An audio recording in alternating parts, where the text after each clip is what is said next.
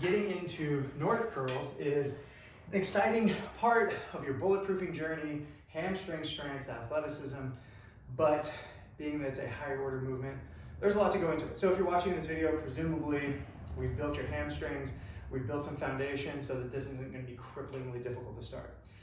Let's talk about equipment first. So I've got a Nordic Mini here. There's a variety of these out on the market. This is by Freak Athlete. There's the kind where you just have this thing kind of attached to a cage or attached to a doorway. There's a full length Nordic. They all work about the same. You get one, it blocks in your legs, you're good to go. As far as knee pads go, the reason why I have a second knee pad here, this is a bit of a prototype. I just want a little more cushion. Your comfort is basically what you're going for here. Something comfortable for your knees to go into.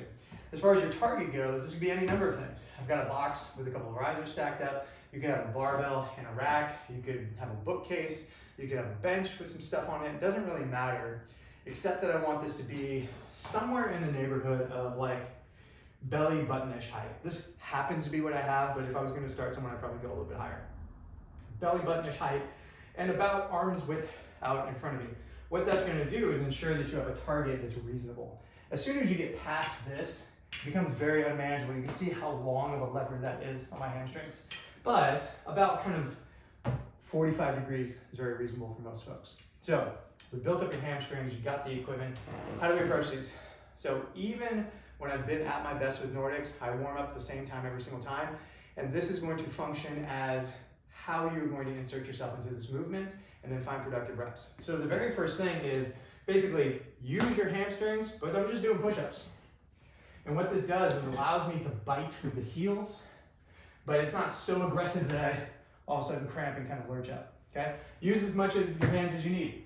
So we'll call these Nordic push-ups. Very easy. This is what I do ice cold to basically get my hamstrings going. Now it might be that that's where you stop, and that's totally fine. You can get productive reps through there. Hopefully, the work we've done with your hamstrings, you'll be able to get a little bit further than that, but that would be totally fine.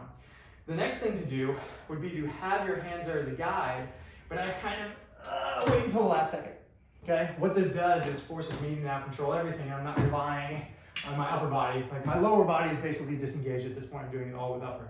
The goal is to transition to, I use mostly my legs, but my hands are there to protect me. From there, I basically have them here, but can I get all the way down to the end in control? Push myself back up. Again, each one of these stages is totally productive reps. From there, I get all the way down to the end, no hands, and push myself back up. So I have basically no security blanket. I'm confident my hamstrings are going to get me down there. Once I'm all the way down and I'm paused down here, what I can do is, of course, use my arms, but then I can from this deloaded position, get totally everything perfect, and now pull myself back up.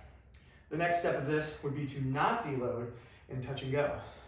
So I go, I touch, and I pull myself back up without doing anything with my upper body. Each one of these, you'll notice like, oh yeah, it gets a little bit harder on the hamstrings. Now, as far as body mechanics and stuff like that, in general, you'll notice I'm a little bit bent at the hip, and honestly, it's because I'm not strong enough. To do this with contracted glutes and tight hammies the whole way down and back up, I've seen 2 people do ever. It's very, very difficult. What I'm trying to avoid, for the most part, is just going like this. Now, there is a scaling version where this is applicable, but we have theoretically passed this point. And so what I want you to think of is trying to keep your hips as engaged as possible, but understand that they will bend a little bit.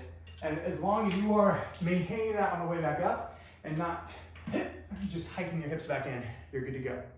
So in recap, you got your equipment, you got your knee pad, rising to about the belly button, starting with your push-ups, migrating down, and at this level, your goal is to get a touch and go rep clean, and then you can start moving your way down to flat.